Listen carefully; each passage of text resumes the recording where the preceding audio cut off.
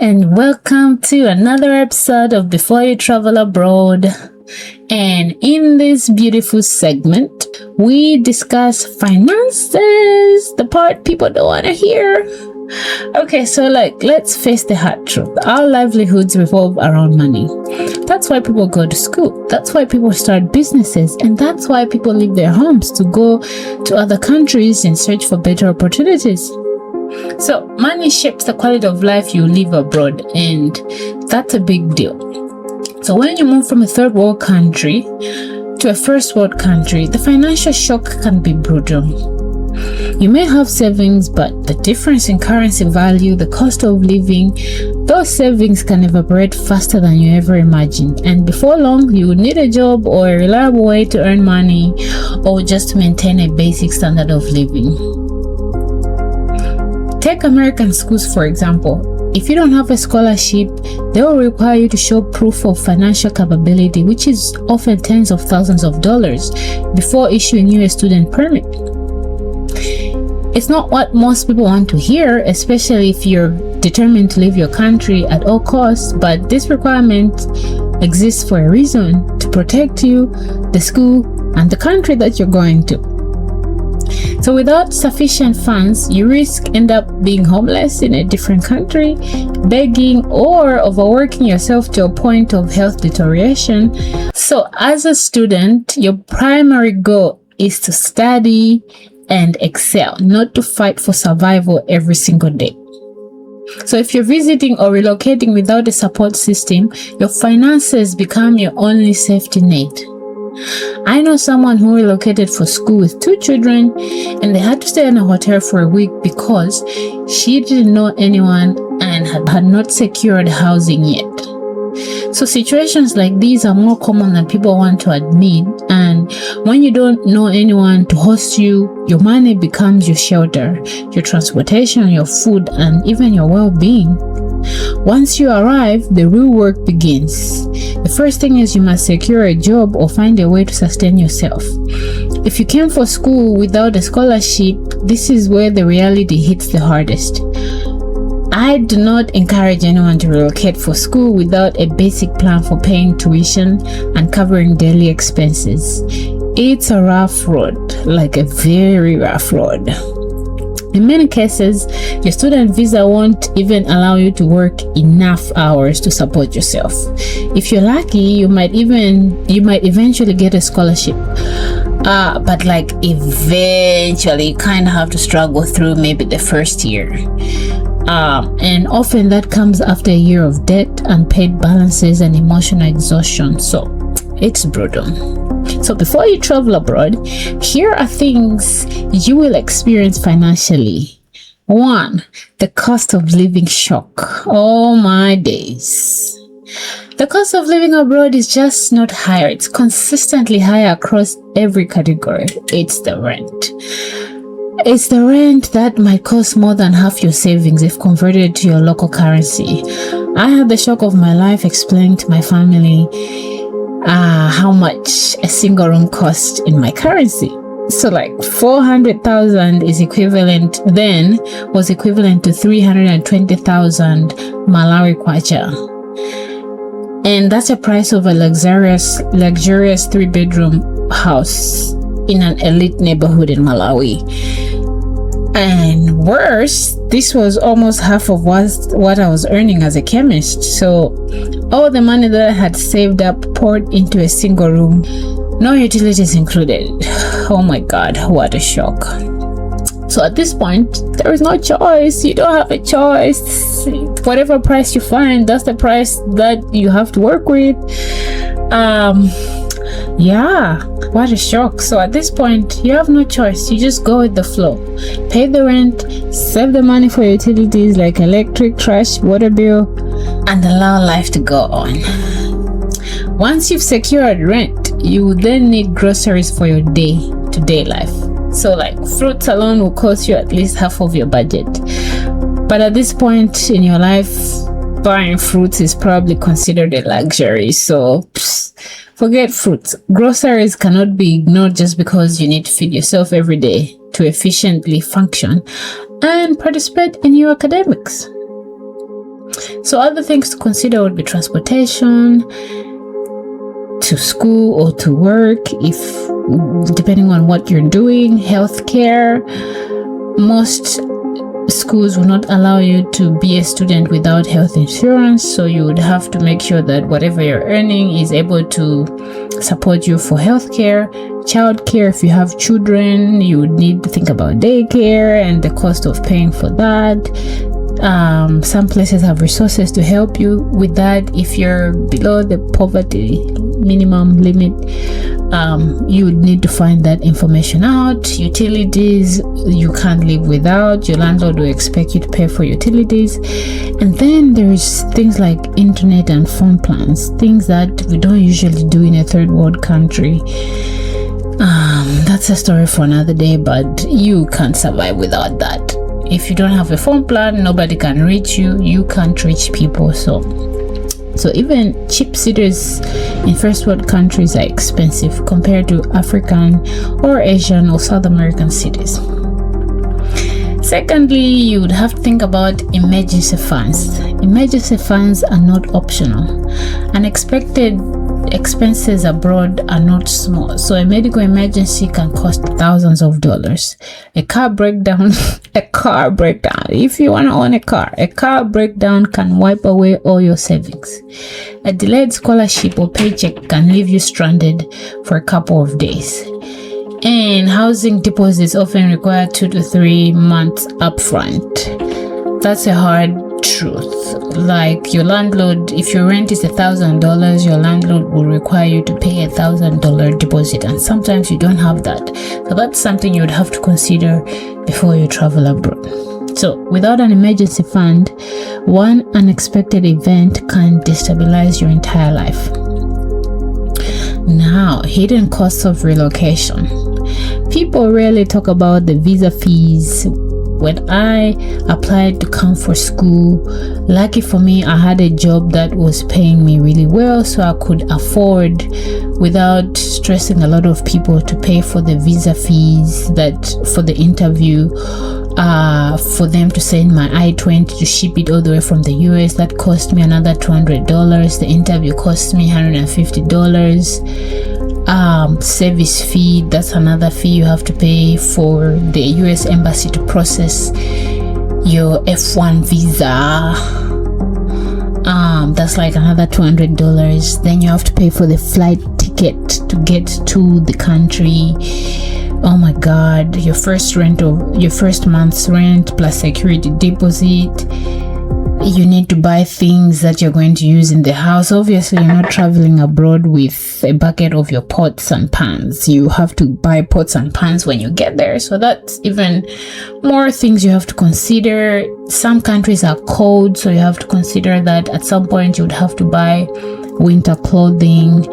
And you also need school supplies for yourself and for your children if you have children. And of course, like I mentioned earlier, mandatory insurance.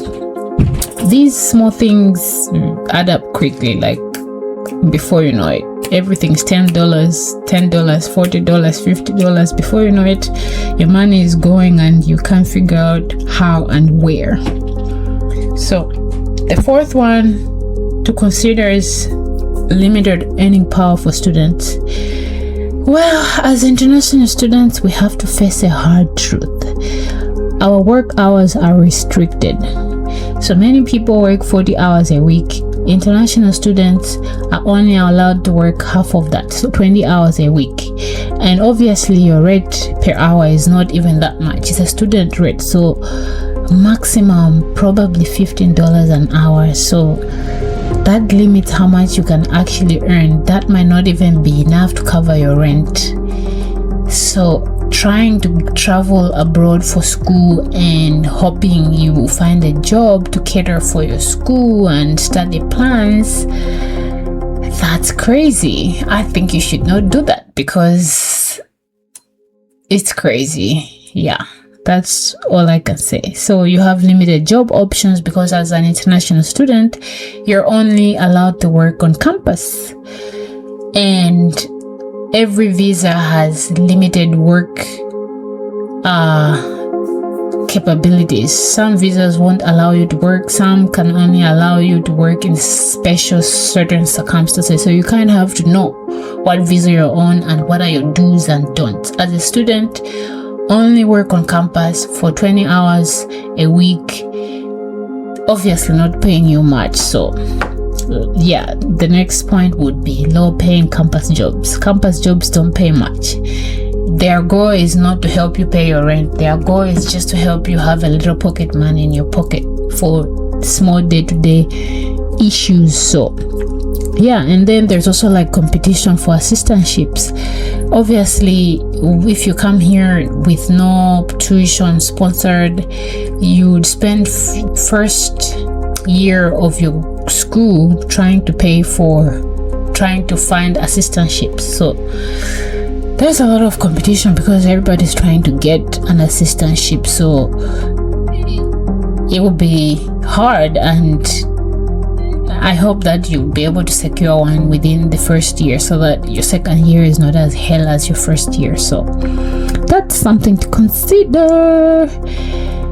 Yep, so that means that you cannot rely on I will work there when I get there. That's not a financial plan. And then there's currency exchange pain. You know, your home currency may lose the value against the dollar, the euro, or the pound. So which means that your family back at home struggles to support you. Yeah, like trying to get $1 million kwacha to the US to support me for tuition is literally killing my parents or killing my family, choking them, because it doesn't carry much weight when it comes here, because the exchange rate is exceedingly great, and I would rather have them keep that money because it would be more useful for them there in Malawi than bringing it here. And so that's something you have to consider. You might have savings, but once you convert those savings to dollars, they might not carry you for as long as you would have expected. And obviously when you come to the US, you spend a lot of time trying to convert currencies from dollar to kwacha, and you have the shock of your life. But I promise you, just let it go. Like, it's hard, so hard, but just let it go. Don't convert your Malawi currency. You do it, of course, a couple of times, but eventually it doesn't help anybody. So yeah, just accept that you're here and things are as expensive as they are, and there's nothing you can do to change that. The best you can do is not buy, but of course you still have to pay your rent, so you can't avoid other things, but other things you can avoid by spending less. But yeah, just let it go. And yeah, so that's something you have to consider, because exchange rates can fluctuate and life can become unpredictable if you don't have a proper plan. And finally, what do we talk about? The psychological toll of financial strength. Money problems can hit differently. That means sometimes you can't borrow easily, you can't rely on family when you travel abroad, you can't default on bills, you can't skip rent, and you can't negotiate with the system. Obviously, there is this thing that we call credit card, and you think, oh, when I get there, I'll get a credit card. But you're new to the country, they don't know you, so they're not going to trust you with $10,000 for a credit card on your plate for somebody who's a stranger, somebody who they don't know. So at the end of the day, they're going to give you like $1,000 and keep tabs on you to see how faithful you are, and you would have to build that trust and credit for them to give you more. But you see, what happens is it's a cycle of debt, because you're already broke, you need money. That means you don't have money to pay back the money, so you end up being owing money and not paying back the credit card, and so the credit card company can't increase how much they're borrowing you, and so you're stuck at $1,000 until you show more grace or more ability to give back, to pay back the money. So credit card can't help you. I mean, some people end up finding 5 credit cards and maxing all of them out. I wouldn't say yeah, that's terrible. That's bad. But I think if you find yourself in a situation where you really need $5,000 to pay back school fees, that might be an option, but it will take you several years to recover out of that. So that's something you really need to consider, because obviously, like I said, your parents can't really send you money here because it makes no sense, and you can't really ask for help because probably most people that you know are equally struggling. So you just have to have a plan, or make sure before you accept that admission offer you find some sort of funding for tuition and maybe stipend, because I don't think you should plan to come and suffer. And finally, you need to have a financial plan, a budget for at least 6 to 12 months before relocating here. You need to have a clear plan for tuition. You need to have a backup plan if things go wrong. You need to have knowledge of legal work options and a realistic understanding of cost of living.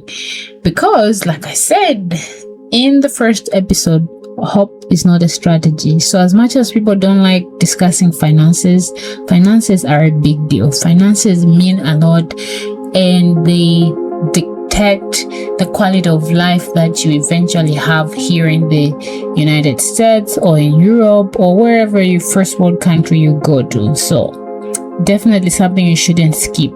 Definitely something you shouldn't say, I'll figure it out when I get there, because once you get there, things quickly turn south because you skipped a lot of things you should have considered before you decided to travel abroad. So before you travel abroad, think about your finances and thank me later.